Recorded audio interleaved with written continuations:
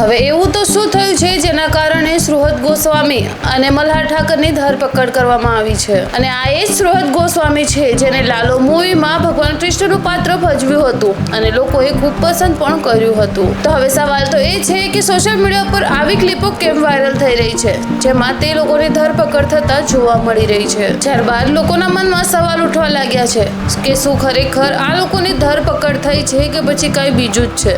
અને આના પાછળની હકીકત જાણવા માટે લોકો ખૂબ જ ઉત્સુક થઈ રહ્યા છે. તો આજના વિડીયોમાં આપણે તેને જ લઈ વાત કરવાના છીએ. તો એકચ્યુઅલી વાત એમ છે કે મલ્હાર ઠાકર અને સુહૃત ગોસ્વામીની એક ફિલ્મ આવી રહી છે જેનું નામ છે ધરપકડ. અને તે મૂવીનું જે ટ્રેલર છે તે પણ રિલીઝ થઈ ગયું છે અને તે મૂવીને ધ્યાનમાં રાખતા તે લોકોએ કંઈક આ રીતનો વિડીયો શૂટ કર્યો છે. આ મૂવીમાં એન્ટરટેનમેન્ટની સાથે સાથે શીખવા જેવું પણ ઘણું ખરું છે.